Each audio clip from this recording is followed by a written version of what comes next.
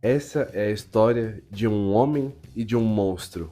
Um deles é egoísta, egocêntrico e só pensa nele mesmo. O outro gosta de ler, é simples e só queria amor paterno. Eu não sei porque eu tô fazendo suspense, porque todo mundo sabe que o verdadeiro monstro nessa história é o Dr. Victor Frankenstein. Baseado no romance de Mary Shelley, Guillermo del Toro deu vida à sua própria versão do filme. Só que aqui tem alguns pontos que eu acho que ficaria interessante de comentar com vocês. Agora vem o quê? Camponeses com tochas? A história começa com um navio que está encalhado no meio do gelo. Os homens começam a tentar quebrar aquele gelo para sair dali, então eles ouvem uma explosão. Quando eles vão lá para ver, tem um homem todo estirado no chão, a perna do cara tá quase chegando na cabeça. Eles pensam que ele tinha quebrado, mas na verdade era uma prótese, igual a do Roberto Carlos. Ei, segura aí, segura aí, segura aí. Com vocês, Roberto Carlos! Roberto Carlos, que por acaso é um dos últimos românticos. Junto com ele tem eu e o Ryan Gosling. Voltando pro filme, eles tentam ajudar o rapaz que tava no gelo, até que aparece uma coisa grande e fica indo atrás deles. A coisa diz que não quer fazer mal pra ninguém, que só quer o Cavaleiro da Lua. Mas os caras do barco levam ele pra dentro do barco e não deixam a coisa entrar. Eles atiram na coisa, mas nada funciona, nada mata a coisa, até que eles têm a ideia de atirar no gelo. E assim eles fazem, atiram no gelo, a coisa afunda e o capitão pergunta pro Cavaleiro da Lua o que que era aquilo. E aí o Cavaleiro da Lua começa a contar a história dele. Algumas coisas que vou contar são fatos. Outras não. Mas é tudo verdade. Esse é um ponto que eu achei bem legal na história, porque ela é dividida entre dois pontos de vista, sendo o primeiro o do Dr. Victor Frankenstein. E ele começa a história dele desde lá da sua infância. Se eu sou o capitão nessa hora, eu já ia falar assim, amigo, corta essa ladainha aí, vai direto pra parte do bicho correndo atrás de você. Não quero saber como é que foi a sua infância. Todo mundo teve uma infância difícil. Então, o Victor conta como a mãe dele era muito amorosa, enquanto o seu pai era muito rígido. E mostra pra gente quem era o pai dele. Então, é óbvio que o pai dele ia ser rígido. O pai dele é um Lannister. Aqui a gente vê então que o Victor, na verdade, não é Victor Frankenstein, é Victor Lannister. E ele precisa ser rígido, afinal ele quer que o filho dele governe os 7 reinos. Curiosidade bombástica, a mãe do Victor é a Mia Goth. Sim, é a Mia Goth. Acredite ou não, isso aqui é só maquiagem. O pai dele quer que o Victor seja um grande médico, assim como ele. Então ele faz o filho estudar muito, o filho lê muito sobre medicina, ele fica fazendo algumas perguntas e quando o filho dele erra, ele é castigado.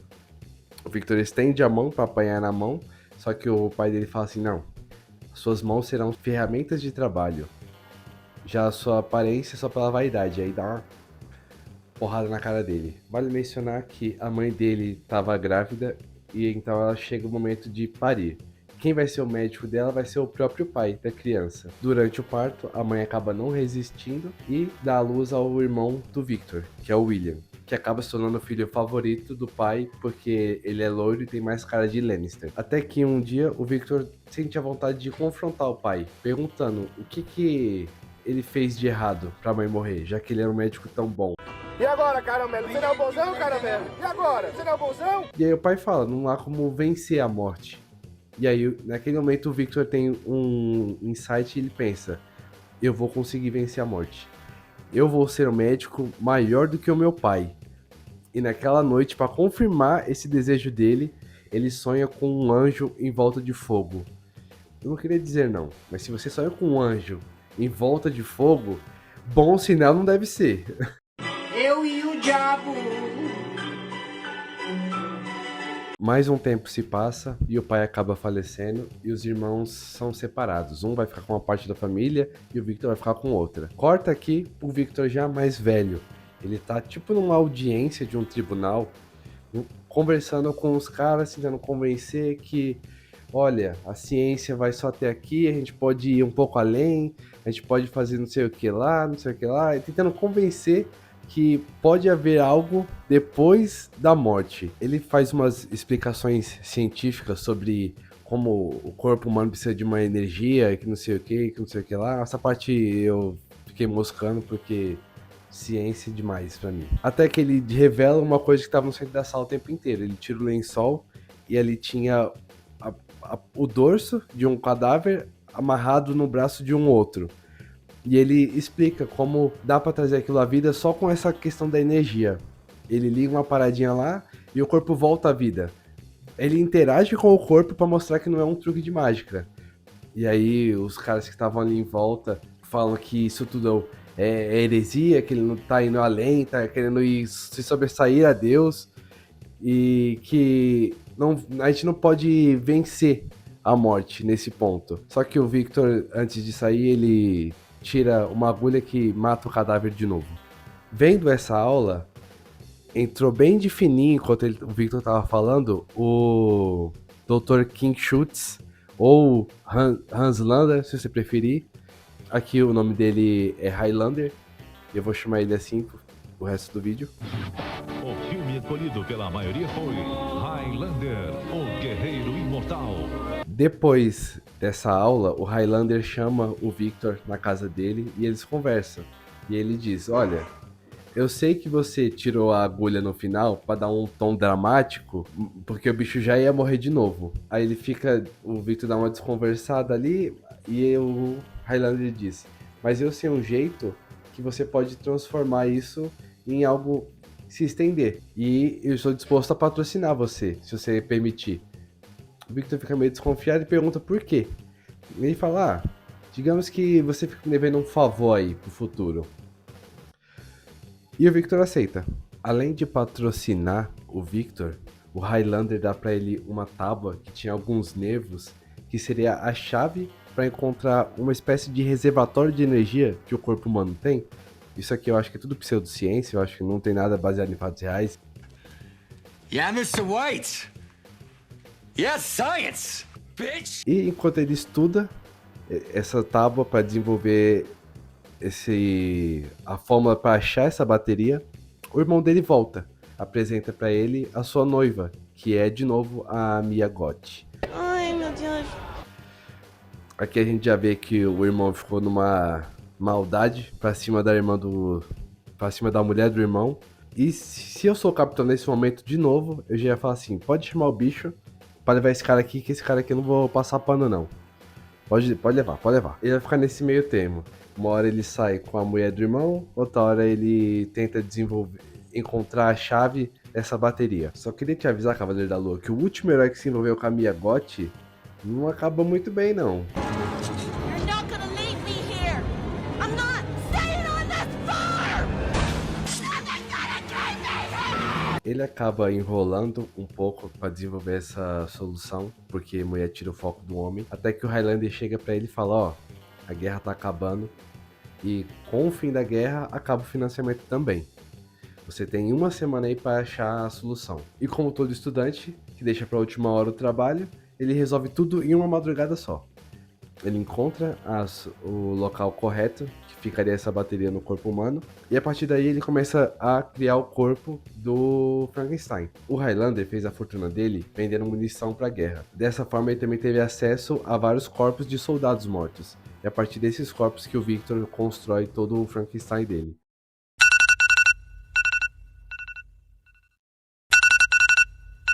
Esse sou eu quando toco meu despertador para trabalhar de manhã. Quando chove é o dia então de dar vida à coisa. O Victor vai avisar o Highlander e pega ele no flagra descobrindo uma grande doença que ele tem. Calvície? O segredo realmente que eu tenho pra contar pra você aqui é esse. Você é careca. Você sabe que eu não gosto de homem careca. Não, é sífilis. Só que nessa época matava. E então ele pede o favor que ele tinha dito que ia pedir um dia. Ele quer ser colocado dentro do corpo do Frankenstein. O Victor fala que não, então o Highlander pega a antena que ia ser usada para direcionar o raio para coisa. Eles ficam puxando, um puxa daqui, um puxa dali, a antena, e o Highlander cai do buraco e amassa a pontinha, tanto da antena quanto do Highlander. O Guerreiro Imortal. O raio cai e é direcionado para coisa, porém não há nenhuma reação. A gente o Victor acha que não deu certo. Então ele pensa assim, bom, já que não deu certo, eu vou dormir. E ele acorda de novo sonhando com aquele anjo em volta de fogos. Novamente, isso não é um bom sinal, Victor. Quando ele abre os olhos, ele se dá de frente com o Frankenstein. Quando ele acorda, ele dá de frente com o cara da barraca do beijo. Eu sei que hoje em dia você atua melhor, Jacob Elord, mas pra mim você sempre vai ser o cara do barraca do beijo, eu sinto muito. Eu não estou suportando mais. O doutor então mostra pro monstro o sol e fala, olha, o sol é algo bom. E o bicho fica lá de braço estendido apreciando o sol. E ele se apresenta e fala, ó, eu sou o Victor. E a partir daí o monstro vira tipo um Groot, tudo pra ele vai ser Victor. E Victor isso, Victor aquilo, e por isso o doutor acha que ele é burro. Corta pra algumas cenas do doutor cuidando do monstro, e ele cuida muito mal, ele é grosso com o bicho, ele briga com ele, bate nele, e ele foi o pai que ele teve. Vai. E eu não consegui pensar em nenhuma piada sobre isso. Eu vou melhorar. Passa um tempo sem que o Victor dê nenhuma notícia pro irmão dele, que tava ajudando ele nesse processo o tempo todo, e pra Mia Goth. E aí tem um momento, ela se chama Elizabeth, eu não falei isso. E ela também era sobrinha do Highlander. Então os dois vão visitar o Victor, tipo, e aí, meu, o que tá acontecendo aqui? Enquanto o Victor mostra pro irmão dele todas as anotações que ele fez, dizendo que ele descobriu o jeito correto, que ele conseguiu encontrar, que ele teve resultados na pesquisa dele, a Mia vai até o esgoto, onde ela encontra a criatura. Lá ela vê que ele é gentil e que ele tá amarrado, preso em umas correntes. E ela fica com dó dele. O Victor chega cheio de ciúmes e a Mia defende a criatura. Aqui tem um detalhe que eu deixei passar. Antes do Victor encontrar a solução para essa questão da bateria do corpo humano, ele meio que se declara pra Mia, dizendo que queria ficar com ela e tudo mais, mas ela escolhe ficar com o irmão. Ou seja, foi brutal. Brutal! Não sobrou nada pro Betinha! O Victor mostra pro irmão o corpo do Highlander, que tá tipo numa espécie de geladeira, e ele fala, ó, não fala nada pra Mia não, porque senão ela vai ficar pirada aí, né? E aí ele fala que foi um acidente, que não foi de propósito. E como o irmão dele é um pamonha, ele aceita tudo. A Mia volta do esgoto e eles conversam com o Victor sobre a criatura. Ela diz que ele não pode tratar ela daquela forma, e o Victor diz que na verdade a coisa é muito burra. Ela só repete Victor. Victor, Victor, Victor, Victor, Victor. E ela disse que na verdade, e se ele só repete isso? Porque esse é todo o mundo que ele conhece. Eu achei isso muito profundo, mas não tenho capacidade técnica para filosofar em cima disso. E eu vou melhorar, eu prometo. Durante a noite, a Mia vai de novo pro esgoto para conversar com o monstro, e lá ele dá uma folha para ela. Pois é, Frankenstein pode entrar na lista de últimos românticos. Pode entrar, pode entrar. O Victor fica com ciúme da criatura e resolve que vai destruir tudo. Ele fala pro irmão levar a Mia dali, que ele vai detonar tudo, ele joga querosene no laboratório inteiro, e antes de tacar fogo em tudo, ele fala pra criatura, tem alguma coisa a dizer, além de Victor, pra eu mudar de ideia? E a coisa fala Elizabeth, que é o nome da Mia Goth no filme. Mas o Victor não tá nem aí, ele taca fogo em tudo e explode tudo. A Mia sente que tem alguma coisa errada e pede pra voltar. Ela volta só a tempo de ver o castelo inteiro explodir, e no meio dessa explosão, o Victor perde a perna. Ou seja, não foi nem o monstro que arrancou a perna dele, ele mesmo arrancou a própria perna, explodindo o castelo inteiro. A história volta então pro capitão, e o capitão fala assim, olha, não vou deixar o monstro levar você, tá? Você tá seguro aqui. Então alguém bate na porta, e é o monstro. Aí o capitão fala pro monstro que não ia deixar levar ele. O capitão fala, ele me contou toda a história dele. Aí o monstro responde e fala, ele contou toda a história dele? Então agora eu vou contar a minha. E a gente começa a visão do monstro. É engraçado porque ele começa a história dele a partir de onde terminou a do Victor. Como ele sabia que terminou bem naquele ponto, provavelmente ele tava ouvindo atrás da porta a história. Quem contou a história? Primeiro foi o Victor, agora é o monstro. O monstro vai falar. Vai falar agora a versão dele. Aprendeu a falar. Ele aprendeu a falar. Ah, rapaz. Ele conta como ele conseguiu escapar pela encanação do esgoto e ele para numa floresta. Aqui, o Guilherme Del Toro deu uma pelada. Porque qual a forma mais fácil de você mostrar que alguém é do bem? Os animais gostam dessa pessoa. E aqui o monstro faz amizade com os animais na floresta. É a mesma coisa que você colocar o vilão chutando um cachorro. Na hora que ele faz isso, você sabe que esse cara é o vilão. Enquanto ele tá na floresta com os animais, ele acaba sendo encontrado por alguns caçadores, que assim que veem ele pensam, uma coisa feia dessas pode meter bala. Eles atiram no Frankenstein, mas ele não morre. Ele foge e se esconde em uma fazenda, que por acaso é onde morava um dos caçadores. Lá, ele fica observando a família. Ele acaba até se sentindo parte daquela família. Ele vê como eles se tratavam bem, como tinha amor. Lá tinha um senhor de idade que ficava ensinando a neta a ler. Enquanto ele estava ensinando a neta a ler, o monstro ficava observando e aprendia junto. Ele sentia tanto carinho por aquela família que ele sentia que ele precisava ajudar eles de alguma forma. Então ele pegava lenha, deixava na porta deles, a cerca quebrou, ele ia lá e consertava. Eles começaram a chamar esse benfeitor de espírito da floresta. Eu queria encontrar o espírito do escritório que fizesse o meu trabalho por mim. Não quero trabalhar nessa canequinha, eu quero batucar. Um dia, um bando de lobos invade a fazenda deles e mata algumas ovelhas. Então o caçador se reúne com outros amigos e diz que vai atrás dos lobos, porque eles vão voltar. Nessa eles deixam então o velho sozinho. É o momento então que o monstro acredita que é uma boa hora para se mostrar pro velho. O velho é cego, então ele não seria julgado pela aparência dele. E ele faz isso, ele se apresenta pro velho, o velho e ele conversam, o velho pede para que o Frankenstein, para que o monstro leia para ele. E o primeiro livro que ele lê, ele diz que é a história de um homem chamado Adão e que vivia num jardim muito bonito. Ou seja, o primeiro livro que ele leu foi a Bíblia. O monstro está 100% fechado com Jesus. Olha o caminhado desse crente, o diabo não vence, que Deus tá na... O velho incentiva ele a voltar pro castelo e descobrir um pouco sobre quem ele era de verdade.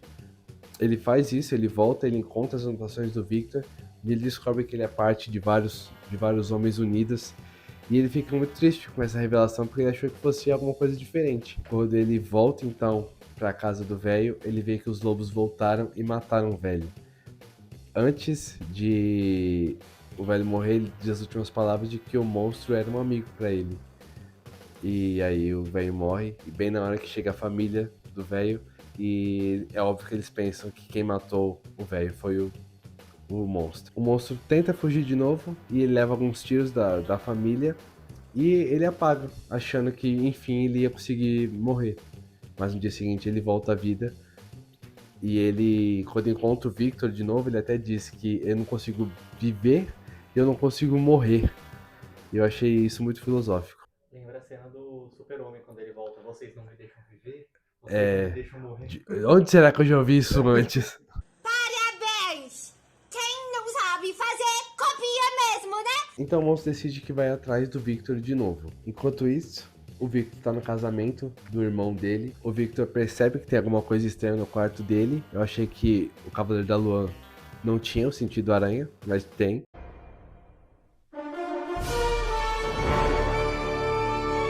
E o monstro começa a dialogar com ele. Ele fala que o Victor percebe que como ele tá mais inteligente agora, ele consegue se comunicar perfeitamente. E nessa, ele pede pro Victor construir uma mulher pra ele, porque ele não tá muito tempo sozinho.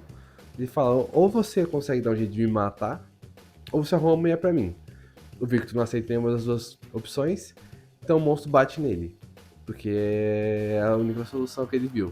Não é nada que a agressão não resolva. Ouvindo o barulho, a Elizabeth entra no quarto e vê o monstro. E ela pensa, eu sabia que você tava vivo. E ela abraça ele, tem todo um momento bonitinho.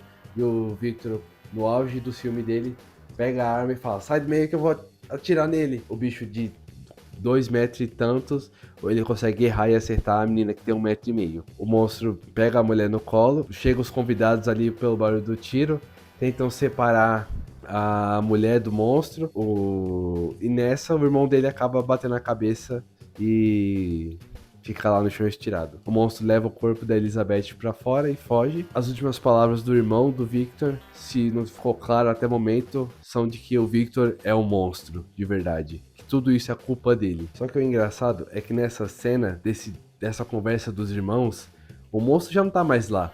Como é que ele sabe que esse foi o diálogo? Será que ele deduziu? Eu acho que o irmão dele falou isso pra ele. O Victor segue o monstro pela floresta. Os dois têm novamente um confronto. E o monstro solta uma das frases que eu também achei muito impactantes do filme. Que é, você é o meu criador mas agora eu serei o seu senhor. E isso é totalmente verdade, porque a partir desse momento, o Victor vai dedicar a existência dele a perseguir a criatura e encontrar uma forma de matar ela. Porém, todas as formas são em vão. Até chega um momento em que ele pega uma banana de dinamite. Essa vela ilumina bem. Qual é a marca dessas velas? Dinamite? Deve ser americana. Apaga a vela.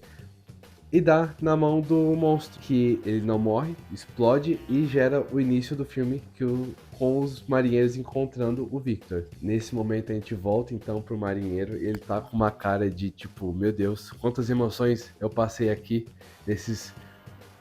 nesse dia.